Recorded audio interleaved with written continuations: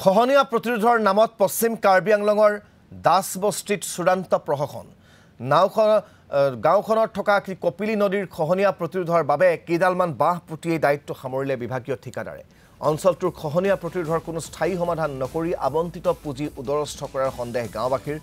বাৰিষাৰ আগমনৰ লগে লগেই কপিলীৰ গৰাখহনীয়া বৃদ্ধি পোৱাত আশংকাত চিন্তিত হৈ পৰিছে এতিয়া বৃহত্তৰ অঞ্চলটোৰ ৰাইজ আমি আপোনালোকক ইয়া দৃশ্যাংশ দেখুৱাইছো কিদৰে খহনীয়াই কাল ৰূপ ধাৰণ কৰিছে তাৰ ভিজুৱেলছ আপোনালোকে দেখিবলৈ পাইছে আৰু এই খহনীয়াই কিদৰে গোটেই গাঁওখনলৈ অখনি সংকেত কঢ়িয়াইছে সেয়া আমাক বিস্তৃত ৰূপত জনাব খেৰণীৰ সংবাদদাতা কনক দেউৰীয়ে হয় নিশ্চিতভাৱে সমাগত বাৰিষা আৰু এই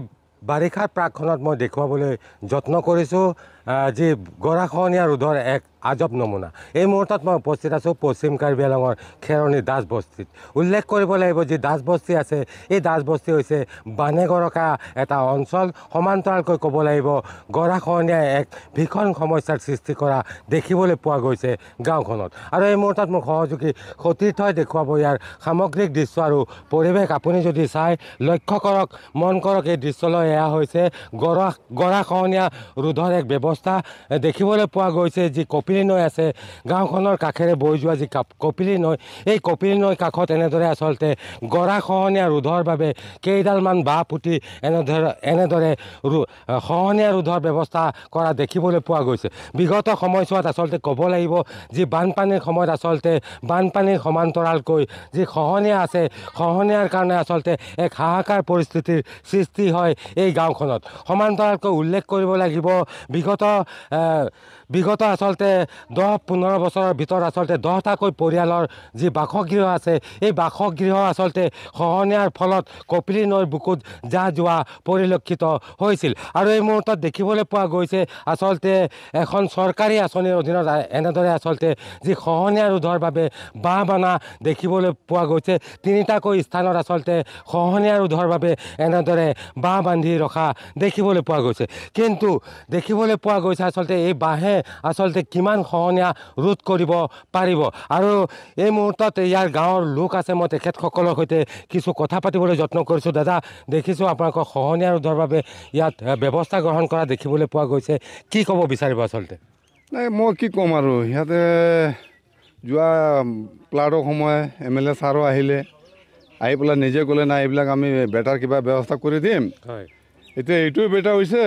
না কি হৈছে আমিতো একো গমেই পোৱা নাই কোনে বনাইছে এইটোও ক'ব পৰা নাই ছাৰ কোনে বনাইছে কি হৈছে এইটো বাঁহ পুতি থৈ গ'ল এইটো বেটাৰ হ'ল নেকি গতিকে এইটো MLA ছাৰৰ লগত পূৰা ৰিকুৱেষ্ট থাকিলে যে এইটো ৰাস্তা এই বেটাৰটো আমাৰ সোনকালে দিবলৈ মই অনুৰোধ কৰিলোঁ ইমানে মোৰ কৈ পেলাই কৰিব হয় নিশ্চয়কৈ উল্লেখ কৰিছে যে আচলতে তেওঁলোকে অৱগত নহয় আচলতে কোন আঁচনিৰ জৰিয়তে আচলতে কি আঁচনিৰ জৰিয়তে আচলতে কিমান টকা আবণ্টিত কৰি এই যি খহনীয়া ৰোধৰ ব্যৱস্থা কৰিছে সেই কথা অৱগত নহয় বুলি উল্লেখ কৰিছে আৰু লোক আছে মই তেখেতৰ সৈতেও কিছু কথা পাতিবলৈ যত্ন কৰিছোঁ কি ক'ব বিচাৰিব আচলতে এইটো ক'বলৈ বিচাৰিছোঁ যে বহুত দুখ লগা কথা আমাৰ ইমান মানুহৰ 10টা পৰিয়ালৰ 18-20টা ঘৰ গুচি গ'লে মাটিও গ'লে আৰু আমাৰ ৰূপসিং MLA আৰু কোনে বহুত আহিছিলে ছাৰ্ভে কৰিছে ড্ৰোন ছাৰ্ভেও কৰিছে ক'লে যে আপোনালোকে চিন্তা কৰিব নালাগে আমি এইটো ব্যৱস্থা ল'ম এইটো কৰিয়ে দিম আজি 2 বছৰ পাৰ হৈ গ'ল একোৱেই নাই তো মাজত কোনোবা আহিছিলে আহি পেলাই ক'লে এইটো বেটাৰটো হ'ব আমি বনাম তাৰপিছতো আৰু কোনে বাঁহ পেলালে কেনেকুৱা কৰিলে এইটোতো আমি ক'ব নোৱাৰোঁ গতিকে এইটো আমি কৈছোঁ এইবিলাক বস্তুৱে আমাক আৰু হেৰিয়ে দেখুৱাব বেয়াই দেখুৱাব কাৰণ এইটো পানী আহি জাবৰ জোবৰ লাগিব আৰু ইফালে বেছি ভাঙিব এইটো আৰু আমাৰ ভয়ত ঠেলি দিছে এইটো বাঁহ পুতি পেলাই পানী আহিলে উটুৱাই নিনিব জানো লৈ যাব এইটো ক'ত থাকিব গতিকে এইটো আমি চৰকাৰৰ ফালৰ পৰা এইটো কৈছোঁ যে আমাৰ MLA ছাৰ আহিছিলে তেখেতে কোৱা মতেতো হোৱা নাই গতিকে তেখেতক আমি অনুৰোধ কৰিছোঁ যাতে আমাৰ এই খহনীয়া বেটাৰটো ভালকৈ দিয়ে আমাৰ গাঁওখনীয়াটো ৰোধ কৰে এইটো বুলি কৈছোঁ মই ৰাখিলোঁ আৰু হয় নিশ্চয়কৈ উল্লেখ কৰিব লাগিব আচলতে যি আঁচনি ৰূপায়ণ কৰিছে আচলতে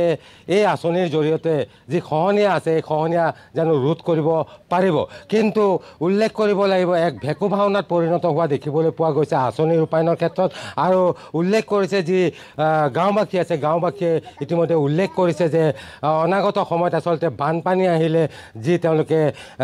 খহনীয়া ৰোধৰ ব্যৱস্থা লৈছে বা বাঁহ পুতিছে এই বাঁহ কিন্তু বানপানী অহাৰ লগে লগে উঠি যাব বুলি তেওঁলোকে উল্লেখ কৰিছে সমান্তৰালকৈ পুনৰ আকৌ অনাগত সময়ত যে তেওঁলোকে যি কনক দেউৰী আপোনাক এই মুহূৰ্তত ধন্যবাদ জ্ঞাপন কৰিছোঁ।